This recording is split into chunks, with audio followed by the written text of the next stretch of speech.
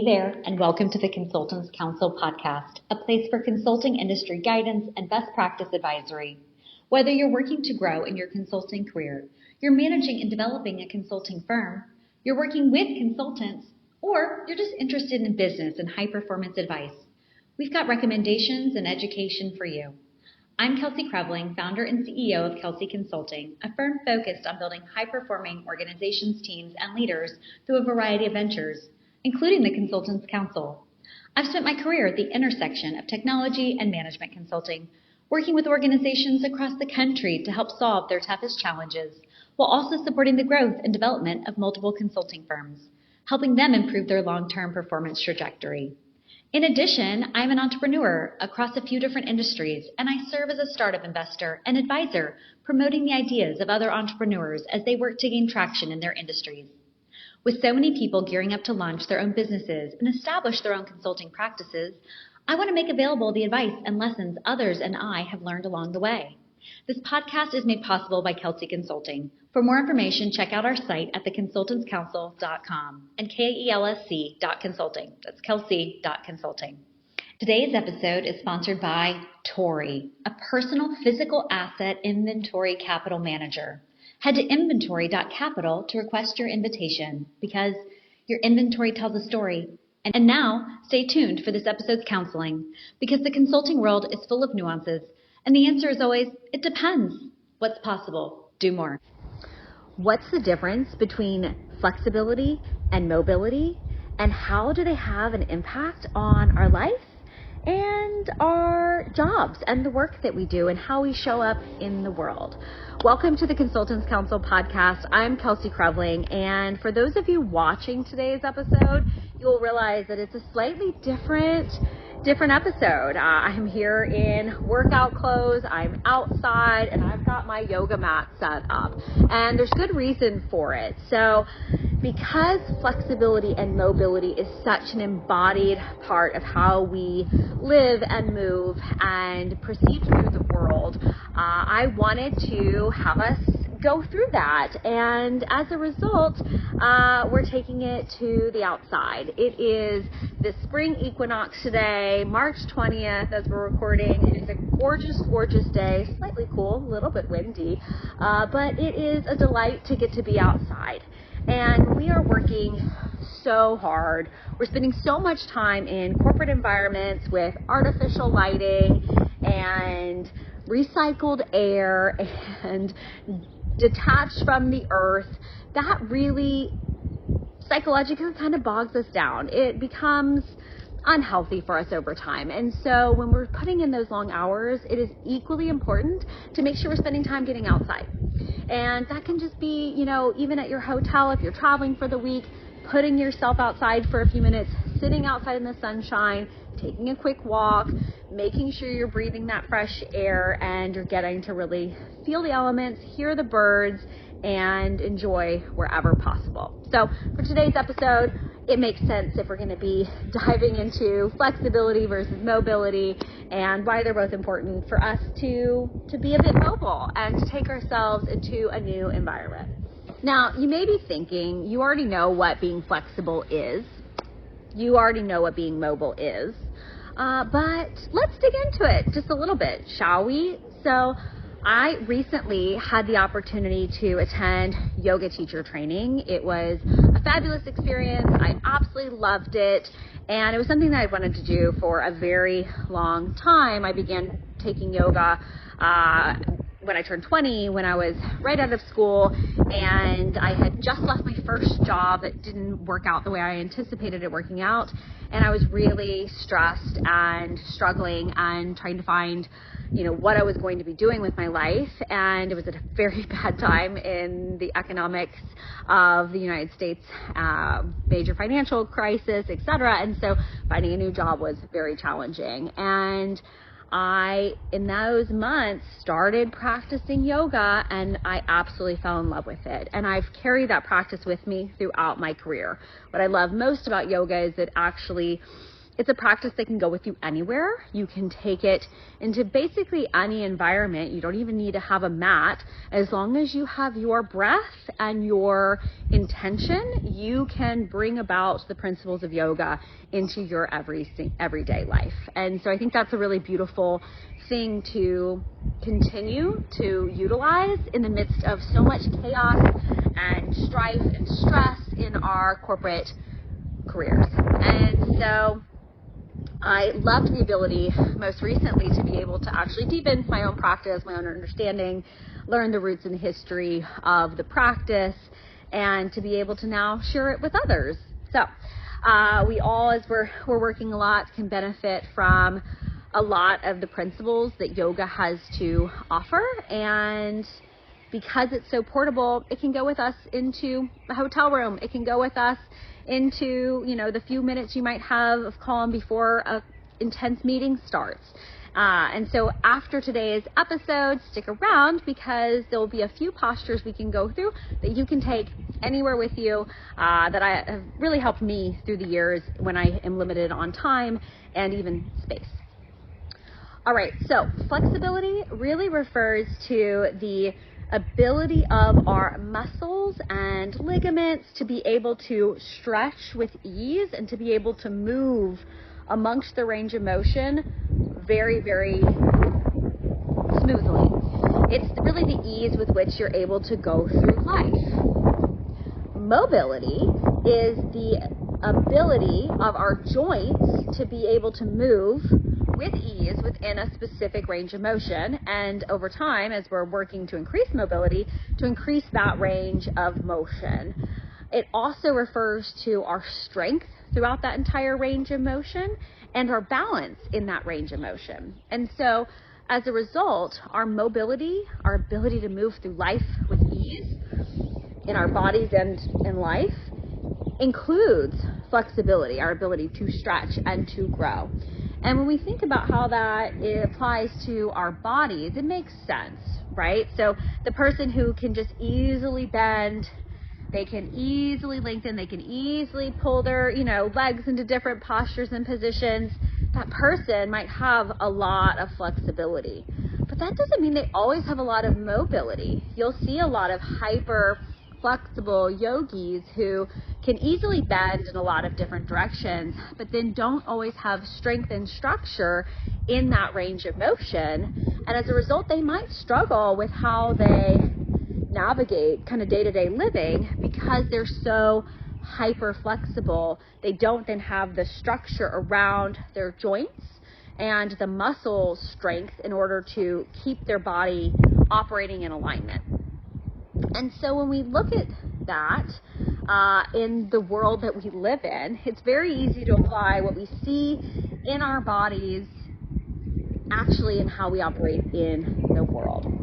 So it really came to fruition for me, to clarity for me, when I was in yoga teacher training, because all of my life I've been supposedly a flexible person.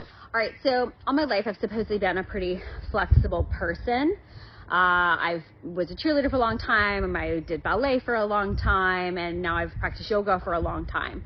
But what maybe you don't realize when you're in that type of a practice as an outsider looking in is there's a very distinct difference between the people who are naturally flexible and mobile and the people who have to actively work on it. So for example, in ballet, I was not naturally flexible or mobile. Instead, I was really quite stiff and I lacked a lot of limber flexibility in my muscles. But I remember seeing people who had beautiful splits and beautiful ease with which they moved. And so I said, okay, I want that too. What do I have to do to go get it? And for me, it was stretching every single day and working in a concerted way to get to where I had an increased range of motion that for other people just came naturally. They didn't have to do anything to get it. And so as a result, to an outsider, if I were to come and do some yoga postures, you would think, oh, wow, okay, she's flexible. She can move with such ease. But in reality, that ease is only because I've developed a larger range of motion with which I can move within ease within. But if you ask me to go beyond that, it doesn't happen. It's only what I've been able to cultivate as my comfort zone with which I can move easily in. However, you'll see the people, and I saw people like this even in yoga teacher training, who they didn't have any limits in their yoga practice. They could move into every single posture without much effort because their muscles and their joints just had such ease to them and had such range of motion and had such flexibility. And as a result, each posture wasn't a challenge for them. What was a challenge for them wasn't that range of motion, wasn't that flexibility. It was the strength that they lacked in those postures to hold themselves in that posture. So how can we then apply those principles to the life that we live? How can we say, all right, I want to cultivate a wider range of motion or a wider comfort zone with the things that I can take on. That means constantly pushing against the current boundaries that are currently easy or comfortable for us to operate in. What does that look like? How do we continue to expand our comfort zone and push with concerted effort to go where we're supposed to go? And I think it's very interesting as we also look at personality types. For example, I am not really a super flexible person in terms of my boundaries. They are firm. I am not a super flexible person in terms of when things don't necessarily go the way that I anticipate them going, right? That is frustrating. Whereas you meet people that are so easygoing.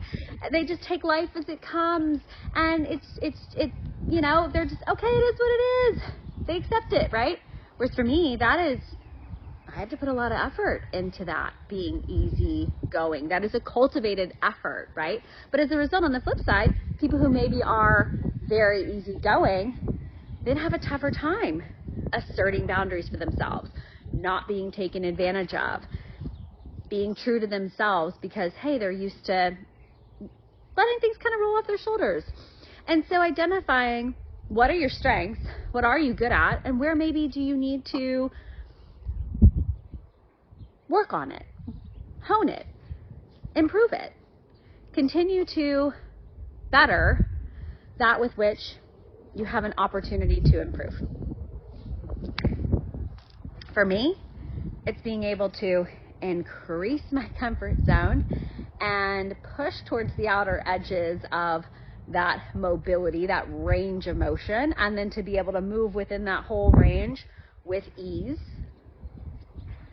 And for others, it's saying, I already move so easily with ease. I now need to establish maybe some structure and some boundaries and some strength and balance so that I can not only move with ease, but that I can also stay firm in that with which I'm meant to pursue and how I'm meant to show up in the world.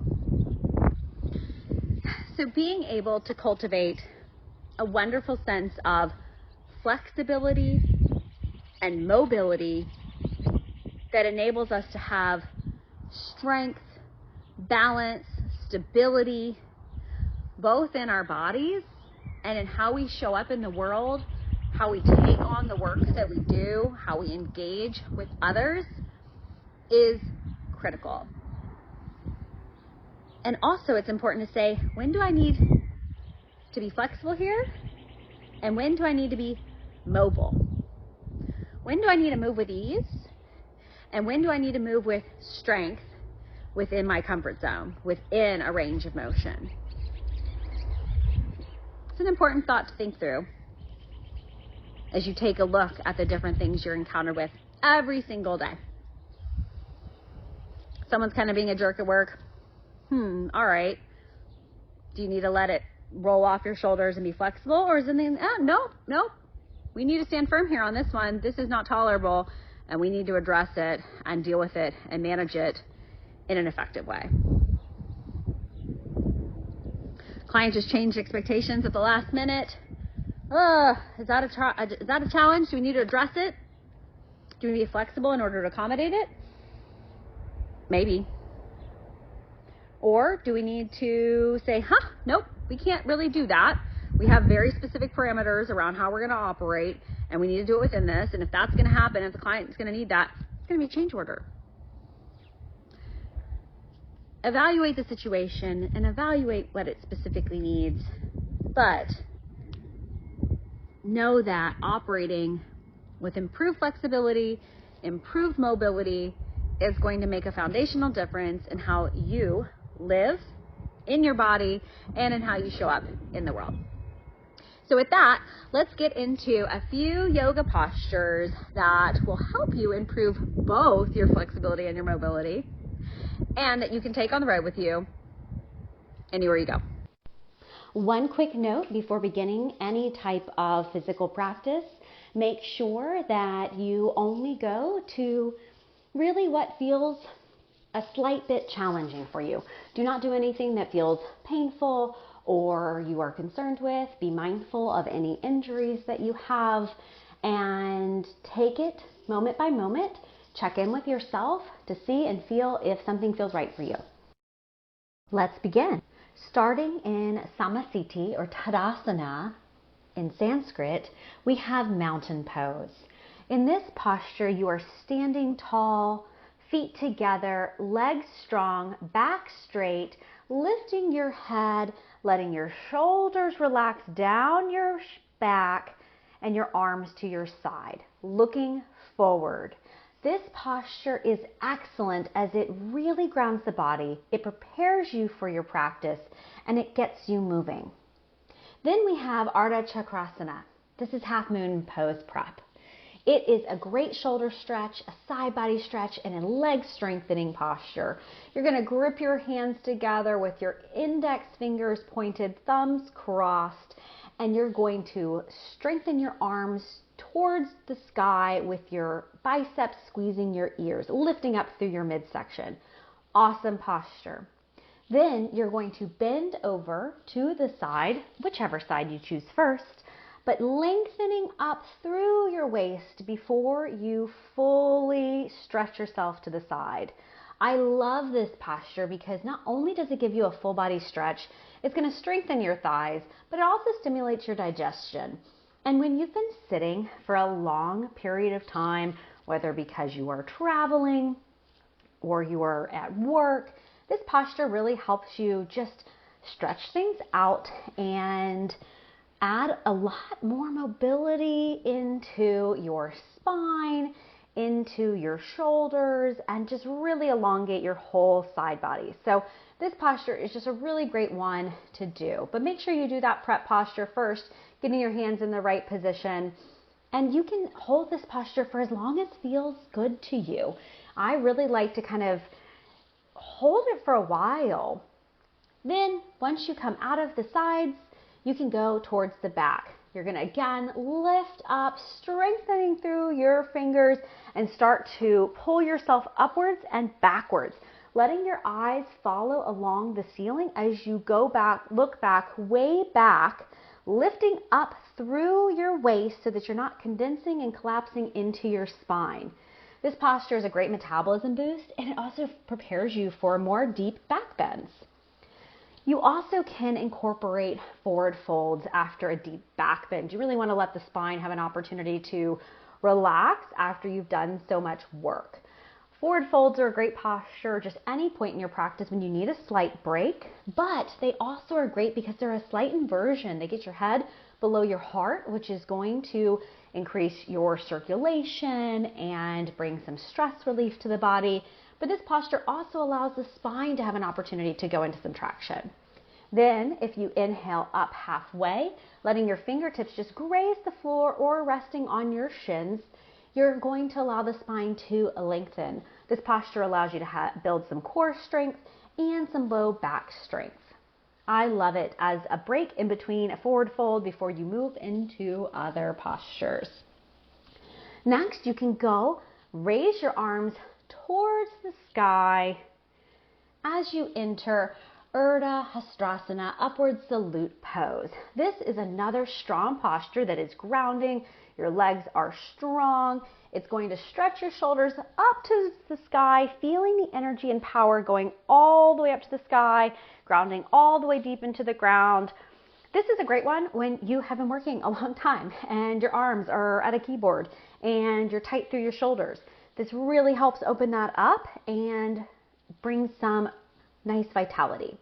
Now, drop your arms, wrap your right arm under your left, twisting at the elbows, wrapping your hands around together into eagle posture. Once you've got the arm posture, you're now going to take your right leg, lift it up over your left leg, wrapping your foot around the back side of your left calf.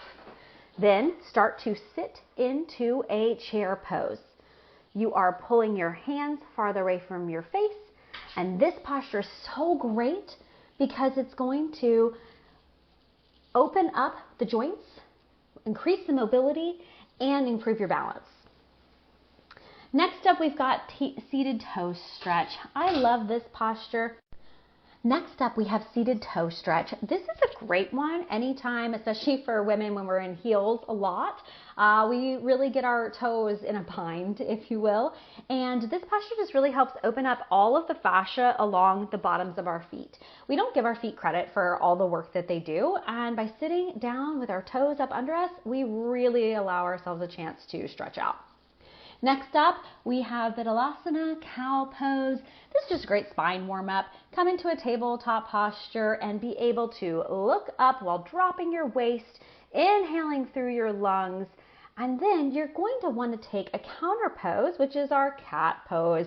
And you're then going to release your back, let it go high towards the sky, and allowing your whole spine to stretch from the back of your skull down to your tailbone. Moving through cat and cow a few times really helps warm up your spine. It's a great thing to do in the morning when you first get out of bed because it's just going to put mobility into your spine, get your body warmed up for the day. People don't realize how important our spine is towards our total body health. It's what really stimulates the energy going through our whole body. It allows us to really have our life force. Then you also can take some other postures within the cow phase where you can look back over your sides, you can lift your head up and your head down. You can shake your head yes and no. There's a lot you can do from this tabletop posture that just really feels good to you. These are really wonderful poses to incorporate into your practice early in the practice because they get your spine warmed up, they get your body moving, and they just generally feel really quite good. When we spend a lot of time at a computer, we start to have immobility in our spine and in our necks. We start to hunch forward, we get a hump in our back, and that really then limits our ease and our ability to move freely about our day and our ability to then operate with ease in the world and how we engage. And so incorporating cat-cow, our over-the-shoulder look backs, our yes-no heads just really does a lot of wonders for how we move. I also love incorporating when you're in a tabletop position some wrist stretches. So you can do a couple different things here. You can stretch your wrists forward. You can then flex your wrist backwards. You can take your hands left to right. You can flip your hands back facing you, moving forwards and back. This is really just meant to feel good. I actually learned these poses long before I was practicing yoga, back when I was in cheerleading and tumbling. Warming up your wrists was a critical component of preparing to be able to tumble because you're going to be putting pressure on your wrists. For anyone who has wrist pain, carpal tunnel, you spend a lot of time at a computer, these exercises really are non-negotiables so that you have healthy mobility in your wrists. People think that they need to spend less time on their wrists in order to improve wrist pain, and actually the inverse can be true. I found that by practicing handstands, cartwheels, spending time upside down with weighted exercises on my wrists actually have drastically improved. And that's saying something because I've got 2 screws through one of my wrists from breaking it many years ago. And so it's only been once I've really started adding load-bearing exercises that I have seen an immediate and significant improvement. I also love Balasana. This is child's pose. It's a posture that is really restorative. You can take it by just sitting back on your knees and pressing your hands into the ground while pushing your hips back. This is going to naturally traction your spine. It's going to stretch your hips and your thighs. I actually oftentimes feel it up through my shoulder blades because I get a little tight through there. And then under your arms are going to feel a stretch too. Great posture. We've also got Urdhva Mukha Savasana, upward facing dog pose. This is a great one that feels good after coming out of a child's pose. You can push up into it and press through your hands, looking up towards the sky. You can lift your chin and tighten through your glutes. This posture is really great because it's going to give you an energy boost, and it also is a really nice one to counteract prolonged sitting periods. So a good one to incorporate in the morning with your cat-cows, but also if you've been at the computer for a long time. And then you can push back your hips into Adho Mukha Savasana, downward facing dog pose. So this one's going to give you a nice gentle inversion, pressing through your hands, letting your head just hang loose and working to get your heels down. They don't have to touch the ground, but it's going to give you a nice hamstring stretch too. So both upward facing dog, downward facing dog are great counter poses to being at a computer for a long period of time. We also have Urdhva Ashwa Sankalasana, runner's lunge pose. This one is a classic one for anyone who ran track or has been in other forms of exercise, but I love this pose. It just is a nice one to warm up your legs. It can build strength depending upon how strongly you're standing in the posture. You're going to have one leg forward, one leg back. We also have Uttita Parsvakonasana, extended side angle pose. This is a favorite of mine. So in this posture, you're really going to be standing with one foot forward, one foot back. Your front foot is going to face straight ahead. Your left foot is going to be at a 90-degree angle to that foot. You're going to reach your arm down towards the foot in front of you, same arm, same leg, and let it reach towards the ground. It can feel your chest expand, and this is a great posture not only because it strengthens your legs, but also because it incorporates balance and a nice energy boost. All right, Baddha Utthita Parsvakonasana. So if you want to take a bind from your extended side angle, you can do so. Take the same arm as the leg that's in front, wrap it down underneath that arm, reaching your opposite hand up towards the sky, pointing your thumb down to behind your back and clasping your opposite hand around that front leg. This is going to open your chest. It also has a benefit of strengthening your pelvic floor. And what's really nice is you can then flow in and out of a bound triangle pose, Baddha Trikonasana, which also offers a really nice hip and hamstring stretch as well. So it's a posture I like incorporating because it does offer a nice opening in your legs. It is strengthening, and because your head's slightly lower than your heart, it's going to give you a little bit of an inversion as well, which is a nice added benefit in my opinion. All right, we have Trikonasana, triangle pose. So with this posture, you're going to have one leg forward, facing forward, foot facing forward, your opposite foot at a 90-degree angle or slightly turned in towards a more 45. You're going to have your arms outstretched, and then you're going to rotate towards your front foot, reaching your hand towards the ground with your opposite hand skyward. You can then look up. We have Virabhadrasana 2, Warrior 2. It's a leg strengthening posture that's also going to improve your circulation and respiration. In the same posture as Trikonasana, you're actually going to sink your front knee down and forward, stretching out over that leg into a lunge with your arms in a T, straight out to either side and front and back of you. Feeling the strength through your arms, feeling the strength through your legs. It's a great posture. Next up, you can reverse that warrior and rotate those arms backwards, reaching your back arm down to the leg behind it, lifting your forward arm up overhead. This is really going to give you a nice side torso stretch and also build low body strength. We can go into a plank pose, Kumbhakarasana. This is just the classic plank where your feet are outstretched behind you, hands down in a push-up position underneath your shoulders, holding strong through your biceps and long through your back and tightening your glutes.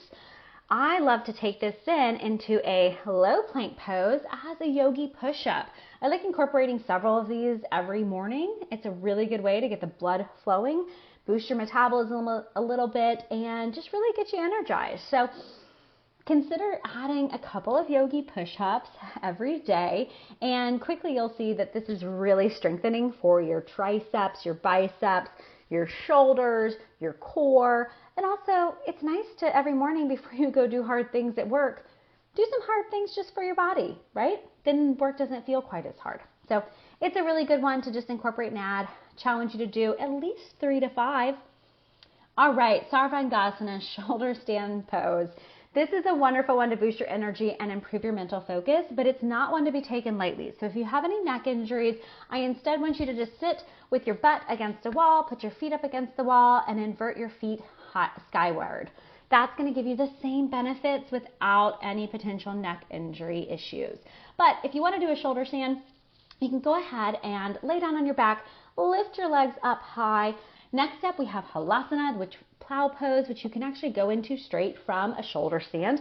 You're just going to be in the same starting posture, but you're now going to gently, slowly relax your legs over your head until your feet are able to touch the ground. Bending your knees is just fine. That certainly happens as we're starting to get comfortable with this posture. The same rules apply. Don't go into this pose if you have any type of neck injuries or issues. But this is a really great one that I love to incorporate. All right. We now have Ustrasana, camel pose. It's a full front body stretch. It's going to improve your spinal flexibility and offer an emotional release. You're going to start on your knees, your feet behind you, and you're going to gently put your hands behind your back on your low back with your elbows pointing towards behind you. You're going to gently look up and start to lift your body up and back into a gentle back bend. You're going to start to really look for the wall behind you. Once you're able to see the wall behind you, you can take this posture into a more deep expression and you can reach back to grab your heels. From here, you can hold your heels and start to pull yourself into an even deeper backward bend. I love this posture. It feels really good, but afterwards, take it a little easy. You're going to want to then let yourself just have a moment to collect yourself because this posture really can open up a lot. All right, and some final poses I love just at the end of the day even is a Supta Matandrasana, supine twist. You're going to lay down on your back. You're going to lift one leg up into your chest while your opposite leg extends out on the ground in front of you. You're then going to rotate that leg that you've just pulled forward over to the side while you stretch your arms out in opposite directions in a T. You're going to look over to the opposite side from the side that your knee is on, and you're just going to give your lower back a nice gentle twist. This posture is great for spinal mobility. It opens your chest, and it also improves your digestion. It's a really nice pose to do before you go to bed because it really calms the body's nervous system and allows you to take in all of the benefits from your practice that you just did. So it's a really nice one as you're calming down and gearing up for the conclusion of your practice, which is Shavasana, final resting pose. This one, let's lay down on the ground. Let's close our eyes. Let's relax our hands and our feet, and let's begin our restoration and relaxation. Wow. This posture is really great for mind-body connection, and it is a wonder to be able to gift ourselves with just a few moments of pause. All right, so that was about 30 postures. That I know that feels like a lot of postures, but really they're quite simple, and pick and choose from them what feels best for you each day. They're easy to add into a morning routine, an evening routine, or even just in the middle of the day when you're on a quick break. You can bring space and flow to your day, which is going to make things feel a bit better. So I encourage you to see and play with what postures work well for you, what you like, what you enjoy, and let me know if you'd like more yoga to incorporate into your work life. With that, cheers, all my best. The divine light within me sees, salutes, and honors the divine light within each one of you. Namaste. And that's a wrap on this episode of the Consultants Counsel. Thank you so much for your interest and engagement. Let us know what you'd like to learn more about by writing in to info@theconsultantscouncil.com. Thanks to Kelsey Consulting for facilitating this podcast, and thanks to Tori for sponsoring this episode. To learn more about how Tori can manage your personal physical assets, head to inventory.capital. And with that, cheers and all my best. Have a great week. And remember, what's possible? Do more.